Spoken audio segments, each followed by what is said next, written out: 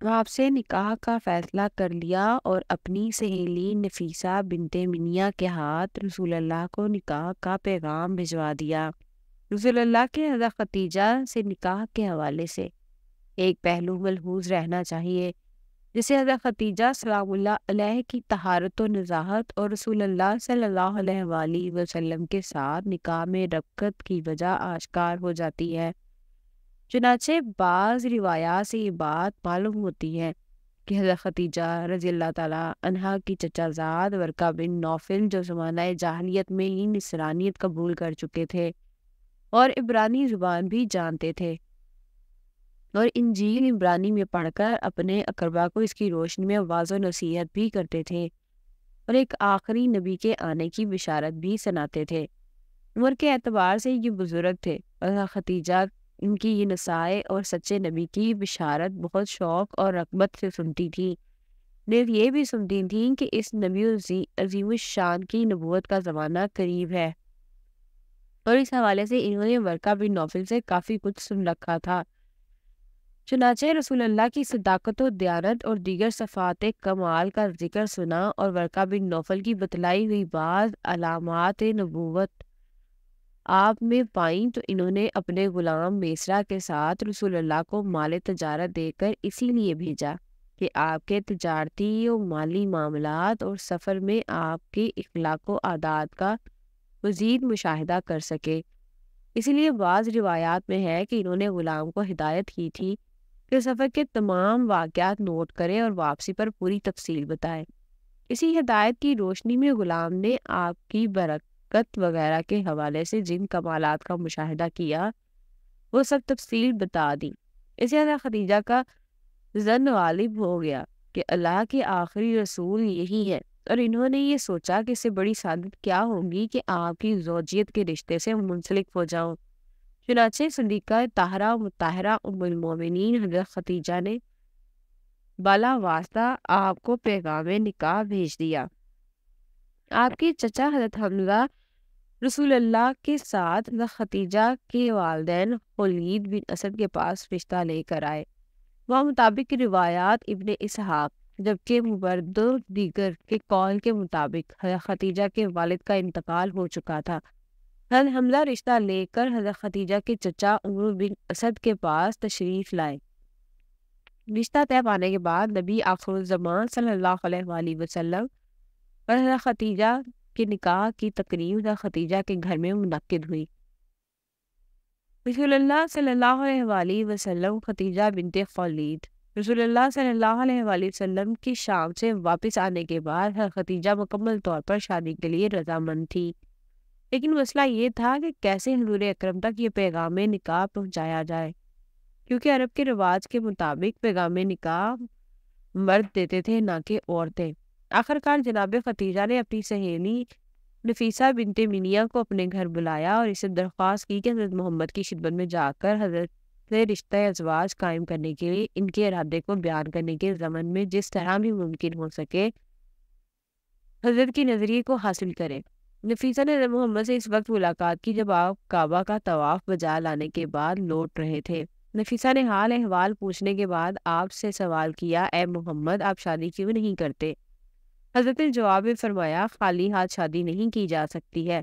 نفیسہ نے کچھ دیر سوچنے کے بعد کہا، اگر میں کسی ایسی خاتون کا تعارف کرواؤں جو جاہ و جمال اور شرافت میں آپ کی ہم پلہ ہو اور کافی مال و دولت کی بھی مالک ہو، تو کیا آپ اس سے ازواج کے لیے آمادہ ہیں؟ حضرت محمد نے تھوڑا سا غور کرنے کے بعد فرمایا، وہ کون ہو سکتی ہیں؟ نفیسہ نے جواب میں کہا، ختیجہ۔ حضرت محمد نے سوال کیا کہ وہ شادی کریں گی؟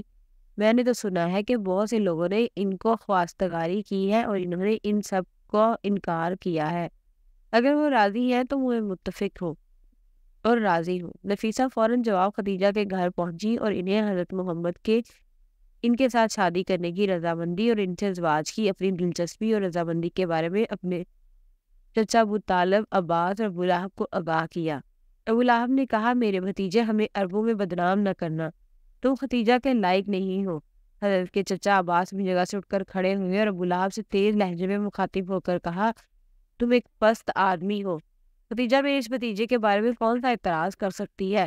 محمد دلربا جمال و کمال کے مالک ہیں۔ خدیجہ کیسے اپنے آپ کو ان سے برتر ثابت کر سکتی ہے؟ کیا مال یا کمال کی وجہ سے؟ کعبہ کے خدا کی قسم، ختیجہ جتنا بھی محمد سے مہر چاہے میں گھوڑے پر سوار ہو کر بیابانوں میں گھوم کر اور بادشاہوں کے محلوں میں جا کر اسے مہیا کروں گا۔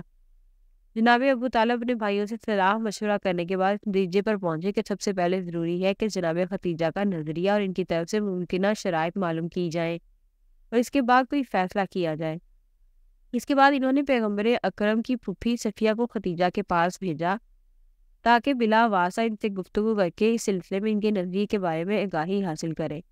جناب صفیہ جناب ختیجہ کے گھر گئیں۔ جناب ختیجہ کو معلوم ہوا کہ صفیہ ان کی ملاقات کے لیے آئی ہیں تو وہ دروازے دوڑ کے استقبال کرنے کے لیے آگے بڑھی اور انہیں اپنے مخصوص کمرے میں لے گئیں۔ جب کمرے میں داخل ہوئیں تو اپنی کلینروں کو حکم دیا کہ جناب صفیہ کے لیے خورد و نوش کی لذیذ نعمتیں لائیں اور ان کی خاطر تواضع کریں۔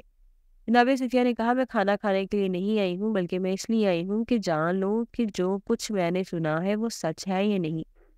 جناب ختیجہ نے یہ پوچھے بغیر کہ آپ نے کیا سنا ہے اور دوسرے لوگ کیا کہتے ہیں، جواب میں کہا، جی ہاں، آپ نے صحیح سنا ہے۔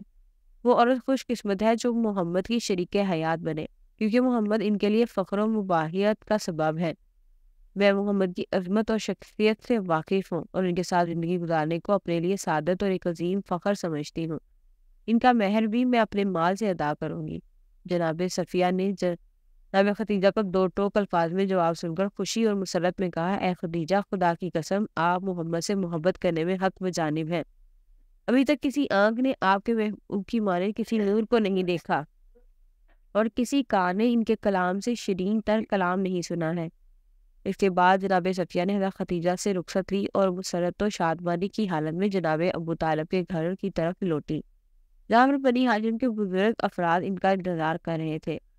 جناب ابو طالب کے گھر میں داخل ہونے کے بعد جناب صفیہ نے بنی ہاشم کے بزرگوں کے سامنے حضرت محمد سے حسد۔ اس کے بعد حضرت کے چچا اور بنی ہاشم کے بزرگوں نے باضابطہ طور پر جناب ختیجہ کے پاس خواستگاری کے لیے جانے کا فیصلہ کیا۔ 28 سال ہجرت سے قبل، نبوت سے 15 سال قبل، 9 شوال کو جناب ابو طالب اپنے عید کے لباس کو زیب تن کر کے بنی ہاشم کے چند بزرگوں کی سرپرستی کرتے ہوئے حضرت خدیجہ کے چچا عمر بن اسد کے گھر کی طرف روانہ ہوئے، کیونکہ طے یہ پایا تھا کہ نکاح خوانی کی رسم وہیں پر منعقد ہوگی۔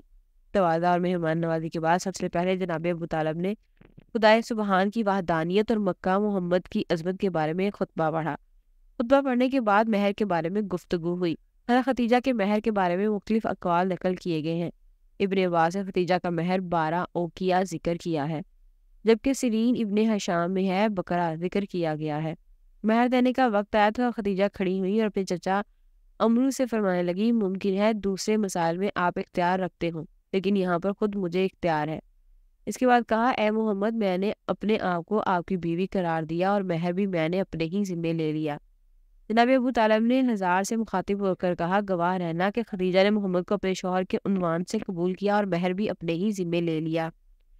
ابو جہل کھڑا ہوا اور غضبناک ہو کر ہزار سے مخاطب ہو کر بولا، تعجب کی بات ہے کہ عورتیں مردوں کے مہر کو اپنے ذمے لیتی ہیں۔ جناب ابو طالب غضبناک ہو گئے اور کھڑے ہو کر کہا، جی ہاں، اگر کوئی مرد میرے بھتیجے کی مانند ہو تو عورتیں سب سے گراں قیمت مہر کو بھی اپنے ذمہ لیتی ہیں، اور تم جیسے ہو تو گراں قیمت مہر لیے بغیر ان سے ازواج کے لیے آمادہ نہیں ہوتی۔ مہر معین ہونے کے بعد عقد نکاح کے مراسم منعقد ہوئے اور جناب ختیجہ اس تاریخ کے بعد قانونی طور پر حضرت محمد کی شریک حیات بن گئی۔ ناظرین گرامی، یاد رہے کہ آپ ملت ابراہیمی پر قائم تھے اور ختیجہ کی راستی اور طہارت بھی مسلم تھی۔ نیز ورقہ بن نوفل کی تعلیمات کی روشنی میں آپ کو نبی آخر الزمان ہی سمجھ کر نکاح کر رہی تھی، اس لیے یہ نکاح دین حنیف ملت ابراہیمی پر منعقد ہوا تھا۔